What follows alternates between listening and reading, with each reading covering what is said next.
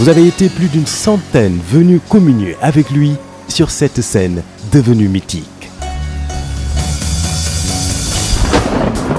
C'est le grand bal! De tous les coins et recoins du monde, le sourire, la bonne humeur, les préparatifs commencèrent.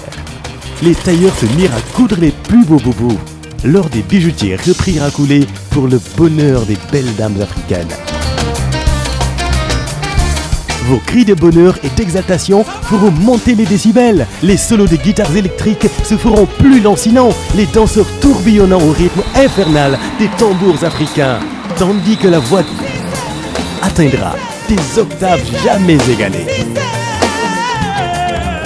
Grâce à vous, l'ambiance sera encore extraordinaire. La fête sera grandiose. Bougez, tirez, chantez, dansez. Vous, Youssou N'Dour, le Super Étoile et Bercy, c'est déjà 17 ans de bonheur partagé. Merci!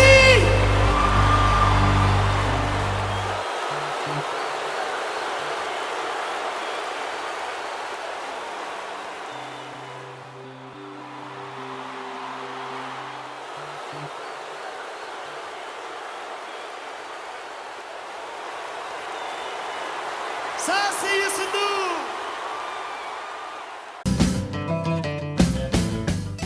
mbokk yi di rafetlu woon di ak télévision Futurs Médias juróom-ñaari waxtu dem na ba teg fanweeri simili ak seeg yéen ci xibaaru ngoon gi bokk jàngoro diabète jigéen ñi ci seen bopp kon la ñu daal di jiital laatuma ren ji ñu jàpp ni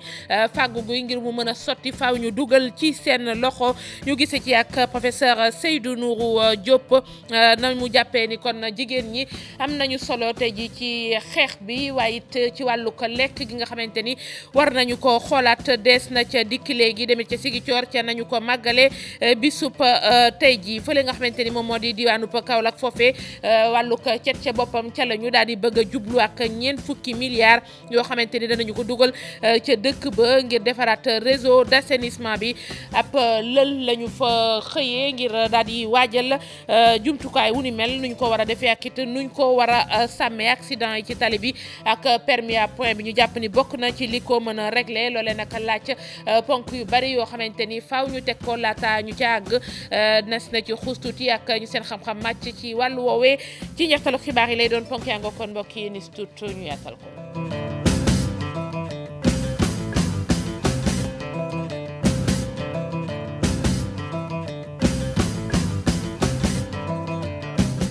te lu nuy leen rafetlu attendre bi ak télévision Futurs Médias naka lay mujjee ale ba ñaari bal ci dara la woon Sénégal dóor Afrique du Sud daal di koy ubbil kon bunti coupe du monde bi fële kon ca Russie bi jagleel ko wàllu xeex jàngoroy diabète ñu jàpp ni bu ñu jëlee lu demee ni sida jël tuberculose wala sax sibiru diabète moo ëpp lu muy faagaagal xeex bi nag mënut a sotti te dugaluñu ci jigéen ñi ci seen bopp ci wàllug fàggu gi lekk gi te faaw ñu xoolaat ko Mame Birame Diouf gisee ci ak ko xam-xamam màcc ci wàllu professeur Seydou Nourou Diop. mu ngi bàyyeekoo ba ca Mauritanie ñëw nag ngir médecin traitant am consulté ko di professeur Seydou Nourou Diop doonoon directeur centre Marc Sankalé soxna si nag am diabète li ko dalee atum 2005 weer gu jot nag lu mu néew dina dépensé fukki junni ngir mun a paju. chaque année fii laay chaque 3 mois wala 6 mois laay ñëw fii ci moom ci docteur Seydou Nourou Diop moo may faj. garab bi cher na amarel bi laay jël vraiment cher na ak glucophage cher na chaque mois da nga koy jël chaque saa da ngay jënd rek chaque jour nga jël sa ay comprimé. am geneen xeetu diabète muy type 1 di laal xale yi ak ndaw yi. diabète de type 1 boobu li ñu ci intéressé mooy ne xale yi ak njagamaar yi ñoom lay dal bu comme wax jigéen nañuy wax moo tax ma tudd njagamaar yi ñoom lay dal. te ñoom buy feeñ day feeñ fi lu gaaw da ngay jékki-jékki gis xale bi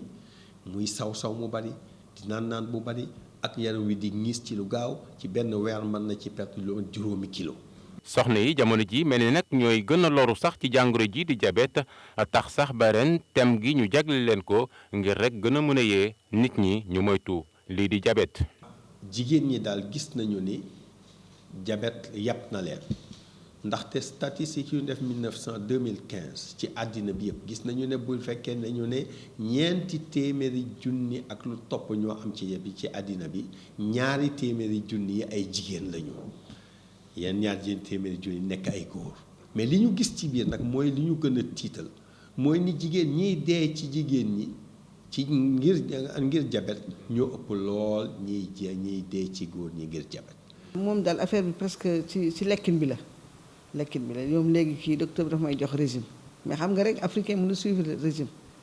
bi boo ko suivre rek ngay naan sa ay garab macha allah dina tane. fii ci Sénégal taux de prévalence bi toll ci 3,4% boo jëlee ñi ko am ñaar fukki at jàpp ba ñeent fukki at 5,5% ñi am ñeent fukki at ak li ko ëpp doon ay statistiques yu atum 2015. bis bi nag ña nga ko doon màggale fële ca Ziguinchor atum ren ji kon moom la ñu tànn ngir daje fa cérémonie officielle bi joxin ji ñu dénk wàllu ko wergu yaram moo ko doon jiite di sàkku kon ci malade yi ñuy bàyyi xel ci ni ñuy dundee loolee dina bokk ci li nga xamante ni moom kon moo leen mën a aar muccal leen ci feebar bi ak i complication ma diabétique yi profito foofee ngir naqarlu yenn ci association nationale lu ñu cay dundu des na ca dellusiwaat ak Boubacar Dias yi ma nekkee kon ca Ziguinchor ngir xeex wàllu accident ci tali yi bokk na ci li nguur gi na sa permis à point jamono ji loole nag xëy na def ko am na leneen loo xamante ni moom lay laaj directeur prévention routière xamle ko ni ci lañ jëm kon faw ñu faggu amit taxawaay bu war Cheikh Hassana Fall Papa Sangone Mbaye def ba permis à point doon jumtukaay bu yees boo xam ne dina jàppale ñuy mën di xeex lii di accident yu am ci yoon bi loolu mooy objectif ba kii jiite direction de la prévention routière sas bi la jumtukaay mu doon permis boo xam ne ñëw na ci waxtoom ci gis-gisu Makhtar Faye ci at yi passé accident yi ni mu lëmbee woon Sénégal ba jaaxal askan wi lool léeg-léeg sax da ngay gis ñoo xam ne dañuy yor seen oto waaye ragaloon nañu dugg circulation bi. dans sa volonté de se débarrasser des accidents mais njiitu réew mi ne il faut permis à point parce que gis nañu ne permis à point dëkk yu bëri dañ ko jël mu nekk un point fort dans la lutte contre les accidents de la circulation. njiitu prévention routière yi ñoom gis ne permis à point am na njëriñ gu dul jeex. permis à point mën na tax yow boo naroon def telle erreur xalaat ne boo ko defee ñu nangu say poñ te bu boobaa dañ nangu sa permis su boobaa di nga xoolaat sa bopp bu baax li ngay def. donc permis à point li tax ñu tëral ko. c'est pour que nit ñi soppi seen nekkin sali bi.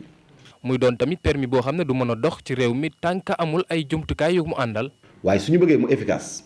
il faut que les permis ñu numériser ko benn ñaareel bi il faut que ñi war a def contrôle bi ñu tàggat leen ñetteel bi ñu jox leen ay jumtuwaay yu mucc ayib yoo xamante ne yi pour mën a def seen contrôle ci kaw tali bi. fële ca Pikine foofee syndicat bi nga xamante ni moom la ñu naan syndicat des chauffeurs camions routiers fa la ñu yëkkatee seen kàddu xam leen ni góor xumaak grève bi muy sumb ñoom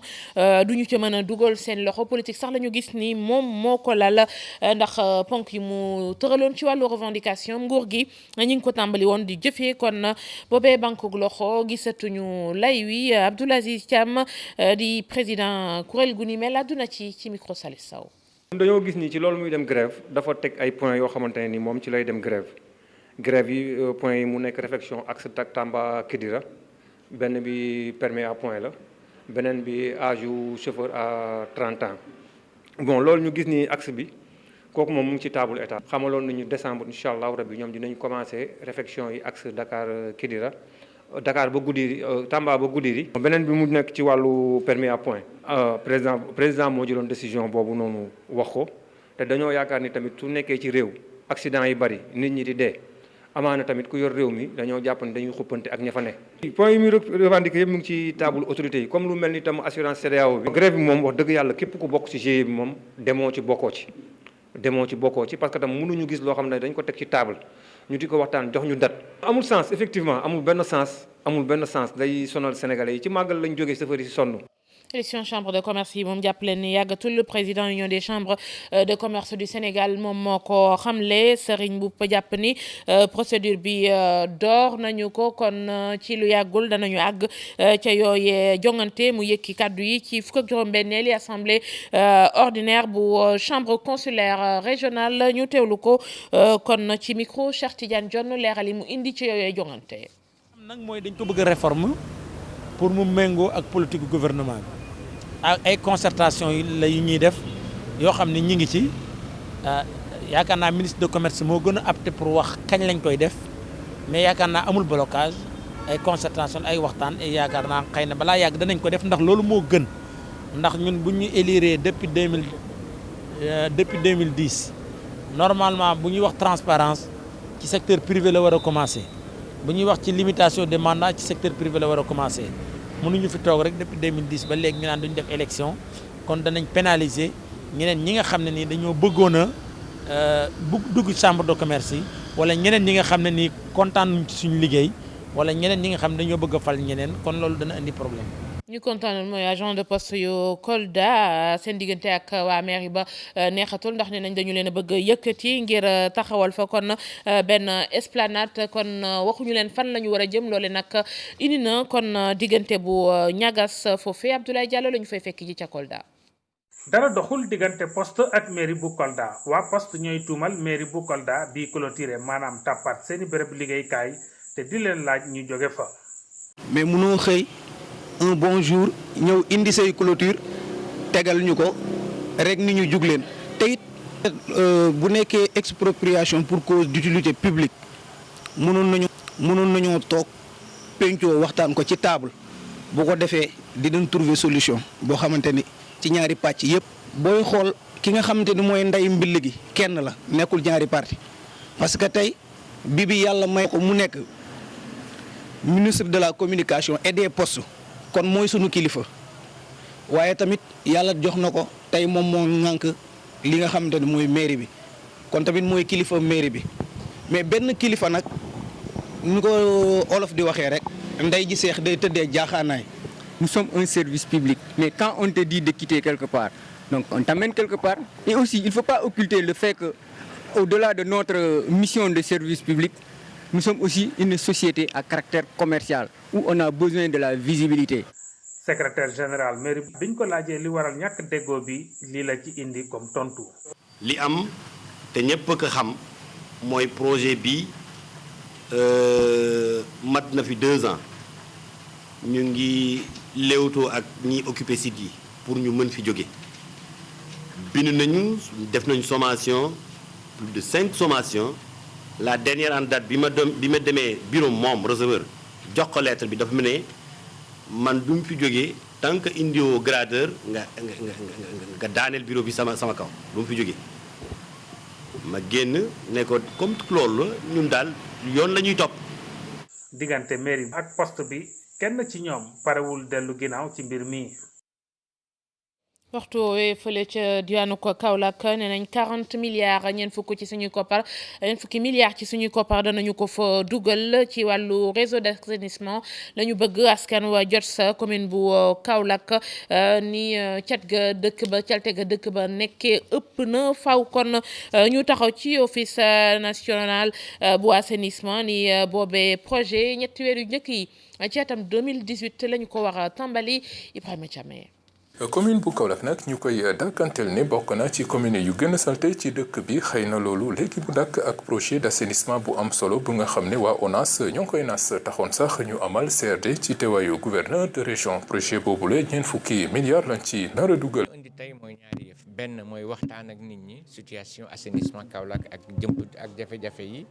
ak naka la ñuy def ñun ONAS bés bu nekk ak suñu service régional bi nekk fii pour faj ko mais xam nañ ne loolu doyul leen li ñu indi aussi mooy projet bi nga xamee ne son excellence le président Macky Sall diggee woon na ko te bi nga xamee ne nañ ko commencé ci premier trimestre année 2018 te loolu bu commencé defe naa dina woyofal lu bëri ci askan wi. projet bi nag li mu wundu moo di tabax ay canaux d'évacuation yu nga xam ne dana jàllale ndox yu salte yi waaye itam ndoxu taw yi pour mën a xeex mbënn mi loolu tax directeur général ONAS bëgg ñaax askan wi pour ñu ànd ak responsabilité ak civisme ci jumtukaay yooyu le Kaolack dafa salte ndox mi dafa bëri ndox mi day bëll fu nekk mais bu ñu xoolee loolu lu ko njëkk indi dañuy waxante dëgg mooy comportement nit ñi. Comportement bi mooy fi nga xamee ne égout waruñu fa def salte nga def fa salte mooy du pluvial d'accord mais li ñu indi tey mooy ñaari yëf benn mooy waxtaan ak nit ñi situation assainissement Kaolack ak jafe-jafe yi ak naka la ñuy def ñun ONAS bés bu nekk ak suñu service régional bi nekk fii pour faj ko. fi nga xam ne nag moom mooy bët gànnaaru commune bi ñu jàpp ne fa la insalubrité bi gën a fës ci Kaolack foofu la ñuy tàmbale liggéeyu projet bi li war a door ci ndorteelu atum 2018 Ibrahima Diame Kaolack rajo Futurs Médias. don tukkee ci Arabie Saoudite ñëw ci Sénégal fukki junni karkas ci wàllu xar cérémonie bi tey jile woon ca port autonome bu Ndakaaru foofee kilifa yi Arabie Saoudite rafetlu nañ ko gis ni dafay rattaxal diggante bi jëriñ dénk wàllug càmm gi it ma nga fa woon rafetlu doxalinu ni mel jàpp nañ ci lu yàggatul dara danañu amal séddale gi Cheikh Tidiane John Mohamed Dieng lañ fa yebaloon. ndawal li yëpp mu ngi tukkee ca Arabie Saoudite ci pèlerinage bi nga xam ne wuy ijaaji ñoo fa demoon ci atum 2017 bii Arabie Saoudite nag daal di jox don bi réewum Sénégal mu nekk geste boo xam ne dafay gën a dëgëral diggante ñaari réew yi. leen dañ ne Sénégal yëpp mais lu ci ëpp ak lu ci gën a bëri dañ ne néew gi doole yi lañ ko bëgg a jox néew gi doole nag buñ ko waxee il faut que ñu xool nan lañ koy liggéeyee moo tax buñ koy liggéey tamit dañ koy def ak direction générale bu action sociale bi nga xamante ne ministère de la santé la bokk mais pour mu dem tamit tas ci gox bi yëpp. dañ ciy liggéey aussi ak administration territoriale bi puisque actuellement dañuy jël ay camions frigorifiques ñoom ñooy acheminer ñoo koy yóbbu kon pour transporter ko bu ñu demee ba foofu tamit ci gox yi ñoom ñoo koy mën a jox ñi nga xam ne ñoo ko yelloon. délégué à la solidarité di dalal xel yi tey xamle ne ndawal yëpp daañ ko jox ñi nga xam ne ñoo ko yelloo. buñ ne chef religieux yi lu ci ëpp xel day foog ne chef religieux bi ci boppam la mais chef religieux yi tamit buñ ko jotee ay daara la ñu yore. te ñooñu ay xale lañu tamit ñuy jàng ñoo xam ne ci vulnérable yooyu ñuy lim sànq ci la ñu bokk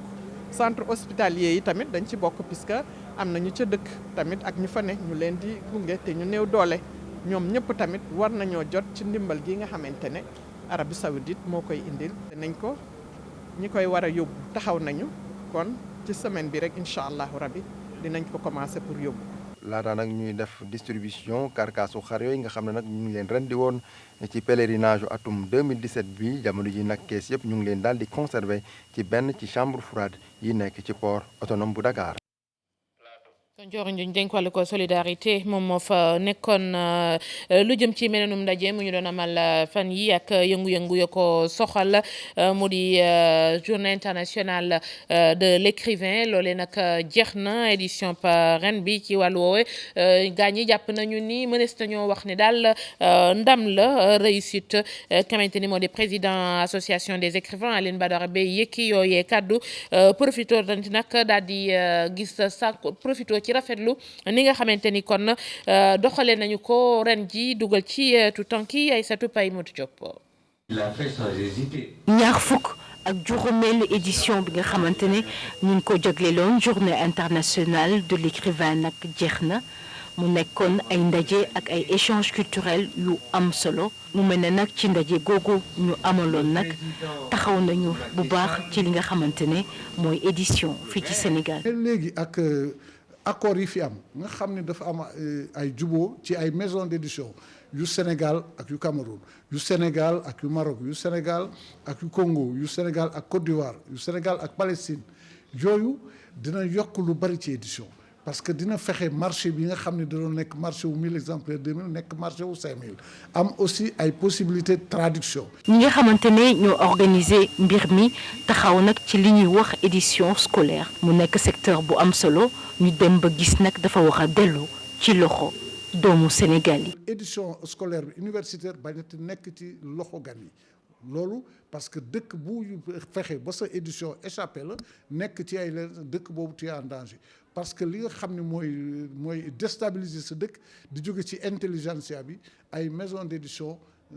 étrangère na koy def loolu aussi donc vraiment am nañ ci satisfaction bu mag a mag a mag. édition bi nag ñu gis ne bilan bi lu positif la. muy bés bu mag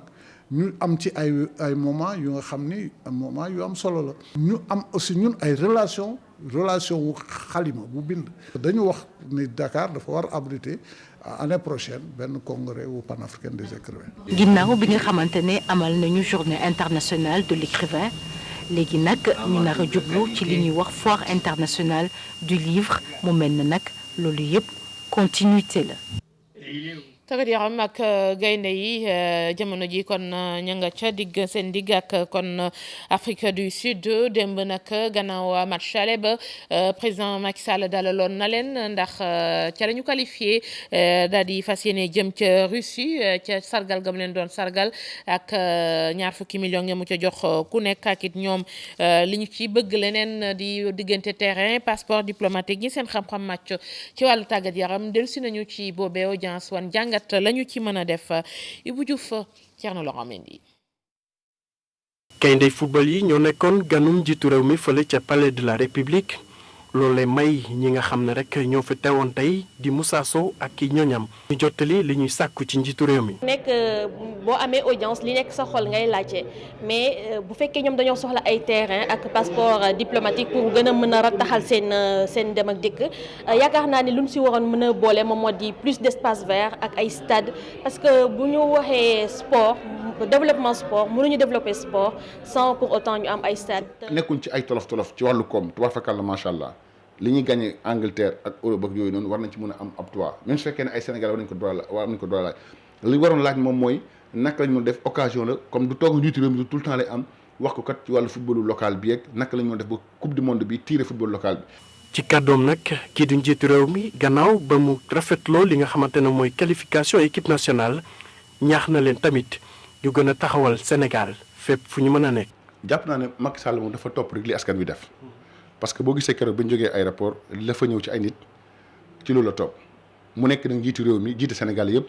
xel nangu na ko mu dalal gaynde Sénégal yi. waa kaddu yi nga xamante ni njiitu réew bi yëkkati na ko ngir accompagner gaynde yi ci mondial bi je pense que lu baax la parce que ñi nga xamante ni ñoom ñoo di gaynde yi def nañ li nga xamante ni moo di seen wareef parce que qualifié nañ déjà sax ñuy àgg ci 6e ak dernière journée éliminatoire yi. teewal Sénégal ak Afrique ca coupe du monde bi nar a am Russie 2018 fële ca Russie ci loolu nag njiitu réew mi di xamle ne dina leen jox matuwaay yi war ngir ñu mën a waajal boobu compétition. waxatuma dara nag ñu yokk si li nga xamante ni moom moo di xaalis loolu dina tax gaynde yi tamit bu ñu demee si mondial bi ñu gën a def seen kéem kattan ba yëgati raaya réew mi fi na mu gën a kawee. parce que fa ñuy dem kat ñi mën ñoo fay dajee ñi mën yaa ngi wax Argentine yaa ngi wax France yaa ngi wax Espagne donc c'est le sommet du football mondial donc foofu dem da ngay waajal sa bopp. gaynde Sénégal yi ñëwoon palais de la République rek gannaaw ndam bi ñu am fële ci Afrique du Sud mu ànd itam ak qualification coupe du monde. nee na leen dina leen dalalaat bés bu ñu waree dem fële ca Russie ngir jox leen raaya réew mi. ñaari tali taxaw ci jàppale kon seen askan équipe football bi ñoom daal nañuy jël lu toll ci fukk ak juróom-benni ordinateur ak ay pôles mbalit yooyu yóbbu ko ca l'école ya nekk ca commune bu Biscuiterie kii indi leeral ca doxalin woowee ak lu ko waral Doudou Wade la ñu ciy déglu kon. moo tax tey ñu war a xam fi ne collaboration école bi ak équipe bi am na waaye dañ naan tey nag dañuy def lu ëpp loolu jël matériel informatique jox xale yi pour que ñu teel leen jàngal ci loolu pour que nag ci quartier populaire lañu nekk suñu xale yi yeneen ñi xale yi nekk ci yeneen quartier du ñu ëppal leneen beneen bi aussi ñoo dañuy liggéey ci wàllum cet nag balaa moo mën nekk li wër école bi ak li nga xam dafa nekk école bi ñu am fu ñu ko def parce que mbalit boo ko amulee foo ko def dafay des fa mu nekk ñooy nag dañuy jël nag ay pôlu mbalit may ko école bi loolu moo waral tey journée bi vraiment ñu ciy gërëm inspecteur bi di ci gërëm directeur bi di ci gërëm ñëpp parce que aussi ñoom ñoo tax ba nga xam ne li ñu nekk ñu nekkoon ndax ci école bi ñu nekk nii fi la ñu màggee fi la ñu yaroo fi la ñu jàngee li ñu am fii moo ñu ko jox dañoon delloo rek naar bi xoromam li may wax naan match bi amoon aller mais bii mooy retour bi donc léegi ñu ñoo doon delloo njukkal école bi doon leen neexalee loolu pour que collaboration gën a mën a neex et boo ko seetloo sax bu ñaatali di football boo leen seetloo xale yi ndaw bi bari dañuy ñëw sol maillot ñaatali yooyu yëpp ci école bi lañ leen koy joxe fa lañ leen koy jaay donc xale yooyu aussi ñun aussi amal nañ leen njukkal ndax participer nañu aussi ci développement équipe bi donc njukkal boobu la moo taxoon tey ñu organiser lii. école bi fukki ordinateur ak juróom-benn lañ fi indi ak fukki pôle lu mbalit valeur bi 1,5 million la dañ ko jox pratiquement juróom-benn école yi nga xam ne ñu ngi ci commune juróom-ñaari école yi nga xam ne ñu nekk ci commune de Biscuiterie yëpp waaw bu ñu paree doog a dem commune de Grand Dakar. ma ngoog kon fii la ñu yem ak yéen ci 19h30 bi ci simili yu néew Cheikh Tidiane Diaw dana ñëw 20h xibaar yi ci kàllaama nasaraan fàttali leen ko Sénégal Afrique du Sud jamono ji 0-0 kon 20h incha allah yeneen i xibaar ci match boobee ci kanam tuuti.